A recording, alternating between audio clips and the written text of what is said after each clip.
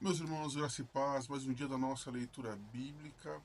Vamos falar hoje de Levítico, capítulo 10, narrar esse episódio tão triste na história sacerdotal, em que dois dos filhos de Arão, Nadab e Abiú, sacerdotes do Deus Altíssimo, acabam falecendo. Então nós vemos que os filhos de Arão, eles pegaram um fogo estranho para acender o altar de incenso, e aqui, sem dúvida, é um primeiro problema sério. Devemos nos lembrar sempre que a consagração a Deus ela é extremamente importante. O decorrer do capítulo vai falar sobre isso, sobre a diferença entre o santo e o comum, entre aquilo que é eterno, aquilo que é terreno. A diferença da consagração é extremamente importante. Então, no altar de incenso deveria se retirar a brasa que havia sobre o altar de holocausto que fora acendido pelo próprio Deus. E então, as minhas conjecturas, as minhas vontades, os meus desejos devem estar sempre em segundo plano quando eu tenho que tratar da obra do Senhor. O que vem de Deus é mais importante do que tudo. Então, trazer fogo estranho, trazer as minhas convicções, as minhas vontades, os meus desejos para dentro da obra do Senhor é um grande problema que muitos acabam cometendo. O segundo ponto, e até atrelado ao primeiro, é que eles foram executar um trabalho que não era deles. A função era do sumo sacerdote, porém, os filhos de Arão fazendo aquilo, executando algo que não lhes cabia, mostra talvez o seu orgulho, a sua prepotência, o seu desejo de se destacar, onde o destaque maior era do Senhor. O alvo das nossas vidas é adorar a Deus, é glorificar o teu santo nome, é santificar ao Senhor. No decorrer da história, Arão e seus filhos são proibidos do luto. Eles devem continuar executando o ministério sacerdotal com excelência. E até o corpo de seus filhos eles não puderam retirar. Quem retirou foram sobrinhos de Arão que não eram sacerdotes, porque os sacerdotes não poderiam se contaminar. É a diferença entre o santo e o impuro. E a constância do ministério é algo que aponta até mesmo para Cristo. Cristo no Getsemane, em um estágio avançado de pressão, suando sangue, vemos que Jesus falou: Pai, se possível for, passa de mim esse cálice, mas todavia seja feita a sua vontade. Ou seja, o alvo das nossas vidas é fazer a vontade do Senhor. E por muitas vezes seremos impulsionados a fazer aquilo que não queremos fazer naquele momento. Muitas vezes seremos confrontados com algo que vai nos trazer guerra e não paz.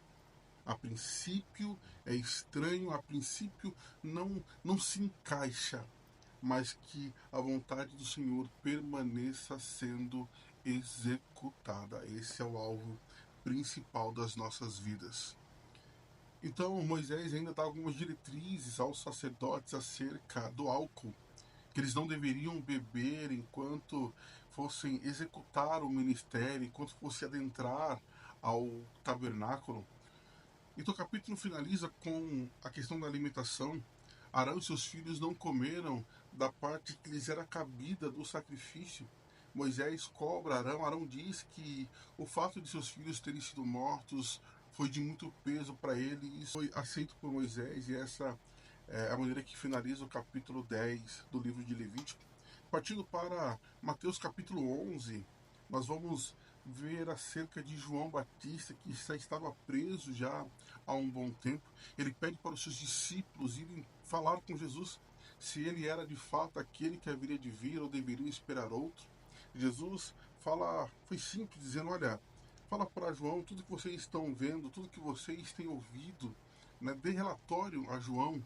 E embora não sabemos a intenção do coração de João, talvez a pressão, talvez o temor, né? Sobre ele havia o mesmo espírito que Elias, por exemplo, talvez aquele momento de aflição por não estar acompanhando as coisas tenham feito essa questão, mas Jesus ele dá testemunho de João. Jesus ele ratifica o ministério de João em vários aspectos diferentes. Houveram destacar aqui? Então, primeiro, versículo 9, Jesus diz que João era mais do que os profetas. O segundo, que ele era um mensageiro prometido para preparar o caminho do Senhor. O terceiro, no versículo 11, que diz que dos nascidos de mulher, João era o maior deles. O quarto, que antes dele, os profetas e a lei já testificavam acerca de João. Versículo 14, que ele era o Elias que haveria de vir. Então Jesus testifica de maneira extrema acerca de João e do seu ministério. A continuidade do capítulo 11 de Mateus fala da incredulidade do povo e também da venda que havia nos olhos daqueles que eram os religiosos da época. E Jesus fala que Deus, ele revelou a sua vontade aos pequeninos, porque eles não estavam com as amarras das tradições. Então a eles foi revelada a vontade do Pai, porque eles não eram confrontados, eram apenas alcançados pela palavra de Deus. Jesus então finaliza o capítulo 11, partindo do versículo 28, vinde a mim, todos que estão cansados, sobrecarregados, tomai sobre vós o meu jugo e aprendei de mim, porque sou manso e humilde de coração. Então Jesus inicia com um convite para conhecê-lo de perto. Tomai sobre vós o meu jugo, dizendo, olha, em mim vocês alcançarão descanso. E finaliza, aprendei de mim, porque quando nós nos aprofundamos em Cristo, a nossa fé é acrescida e nele encontramos a paz. Então o capítulo 12 do livro de Mateus vai falar acerca de Jesus e também do sábado, quando Jesus foi confrontado por estar deturpando o sábado, por estar indo contrário à lei de Deus. E Jesus vai falar em três aspectos diferentes aos homens que estavam com as vendas das tradições e não realmente daquilo que era importante.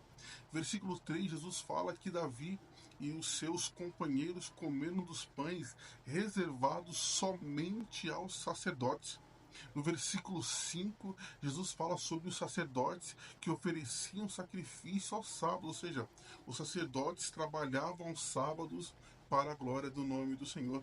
O terceiro aspecto, versículo 7, Jesus fala do que diz o profeta, que o Senhor quer misericórdia e não sacrifício.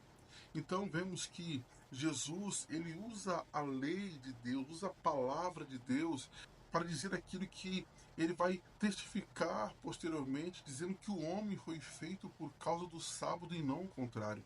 O sábado é importante, o descanso é importante, mas o homem é ainda mais importante. Deus não faz o que faz para que o homem seja punido, muito pelo contrário.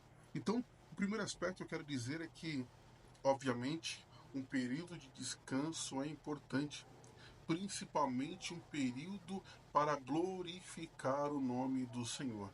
Devemos nos preparar, devemos separar um momento para meditar, para estudar, para orar, para jejuar e também para descansar.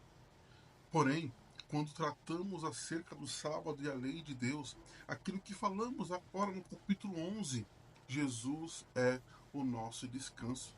Jesus é o nosso sábado. Por isso, no versículo 8, ele diz, pois o Filho do Homem, até no sábado, ele é Senhor. Então, a nós devemos separar momentos para adorar ao Senhor, glorificar a Deus, mas o nosso descanso de fato está em Cristo. Meus irmãos, essas são nossas considerações do dia de hoje. Fique com Deus e que o Senhor o abençoe. E boas leituras.